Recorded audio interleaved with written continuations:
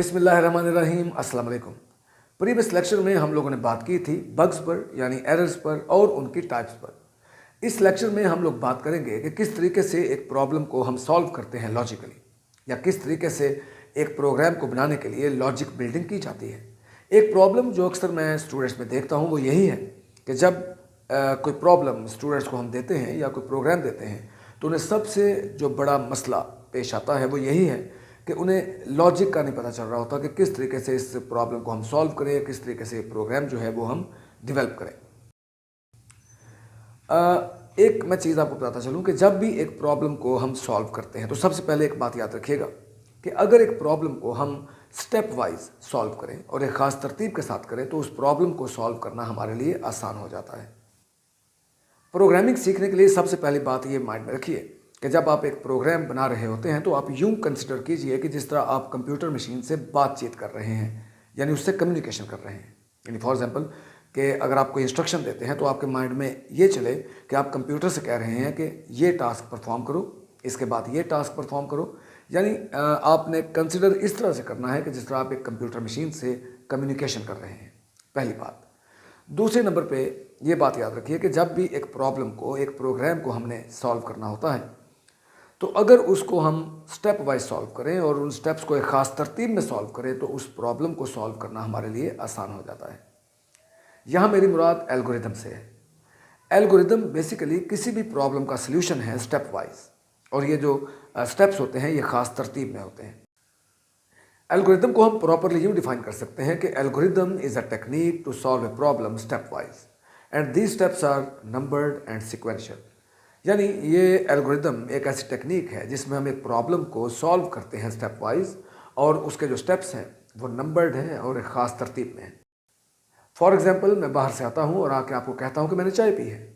As a human being हमें एक दूसरे को ये बताने की ज़रूरत नहीं कि चाय किस तरह पी गई है। लेकिन अगर मैं आके आपको ये कहना शुरू कर दूँ कि चाय पीने के लिए पहले मैंने अपना हाथ आगे किया, कप पकड़ा, कप उठाया, नज़दीक किया, पिया, पीछे किया, रख दिया। एज ए ह्यूमन बीइंग ये सारी बातें हमें गैर ज़रूरी लगेगी, लेकिन मशीन के लिए ये बातें गैर ज़रूरी नहीं हैं। अगर हमने कोई भी प्रॉब्लम कंप्यूटर में बनाना है, उसे कोड करना है, तो हमें उसे मुकम्मल स्टेप्स बताने पड़ेंगे। इससे पता चला कि कंप्यूटर एक इंटेलिजेंट मशीन नहीं है, उसे इंटेलिजेंट बनाता है एक प्रोग्रामर अपनी इंस्ट्रक्शंस के ज़रिए।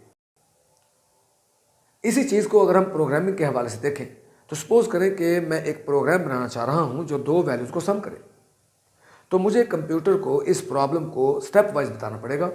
यानी मैं उसे कहूँगा कि पहले एक वैल्यू पकड़ो, फर्स्ट स्टेप, अब दूसरी वैल्यू पकड़ो, दूसरा स्टेप, अब इन दोनों वैल्यूज़ को सम करो, थर्ड स्टेप, और अब इस सम को स्क्रीन पर डिस्प्ले कर दो, फोर्थ स्टेप। यानी इस प्रॉब्लम को मैंने 4 स्टेप में सॉल्व किया। अब जब मैं ये 4 स्टेप्स लिख लूँगा तो इनको मैं जिस लैंग्वेज के अंदर भी एक प्रोग्रामर या एक पर्सन माहिर है वो उसी लैंग्वेज के अंदर इन स्टेप्स को कन्वर्ट कर लेगा और वो एक प्रोग्राम बन जाएगा।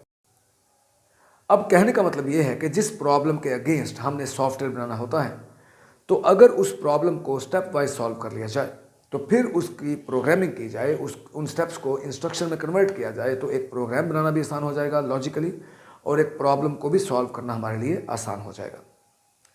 एक बात याद रखिएगा कि कंप्यूटर अपने पास से कोई भी काम नहीं करता, जो इंस्ट्रक्शन उसे दी जाएंगी वो उसी पर बाउंड है, अपने पास से इजाफी काम नहीं कर सकता।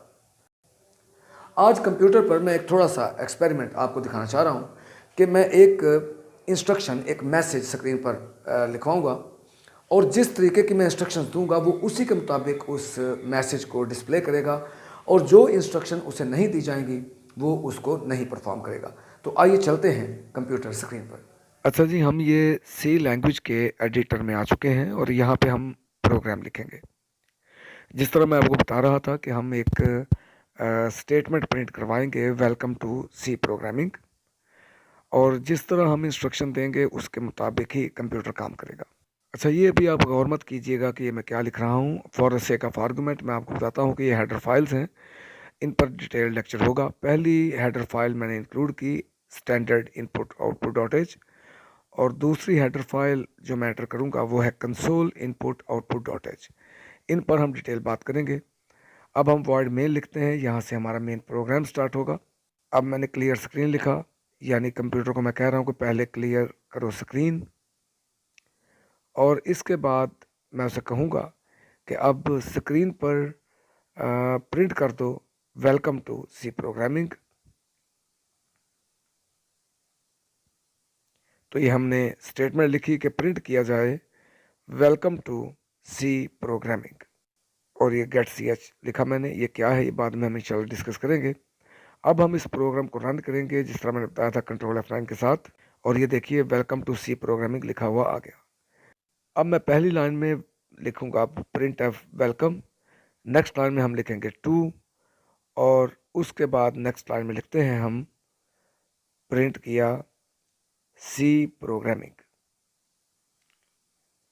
जी, तो ये प्रोग्राम एडिटर में हमें 3 लाइंस नज़र आ रही हैं, लेकिन इसका मतलब ये नहीं कि इसकी आउटपुट भी 3 लाइंस में आएगी, क्योंकि वो हमने कंप्यूटर को कहीं मेंशन नहीं किया। मैंने सिर्फ उसे कहा कि वेलकम टू सी प्रोग्रामिंग लिख दो, लेकिन मैंने एडिटर में 3 लाइंस लिखी हैं, और लगता ये है कि जिस तरह ये 3 लाइन में आएगा, लेकिन आउटपुट वही आई जिस तरह वेलकम टू सी प्रोग्रामिंग पहले थी।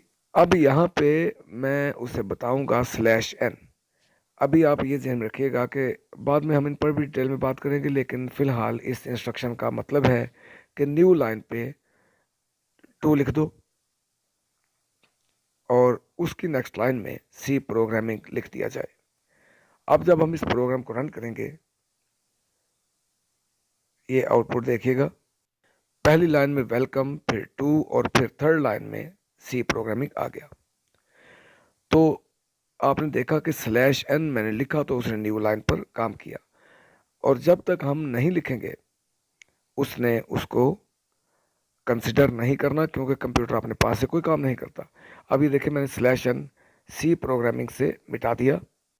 अब देखिए वेलकम टू सी प्रोग्रामिंग, 2 और सी प्रोग्रामिंग इकट्ठे आ चुके हैं, क्योंकि मैंने /n मिटा दिया, और उसको मैंने इंस्ट्रक्शन नहीं दी थी कि न्यू लाइन पे सी प्रोग्रामिंग लिखो।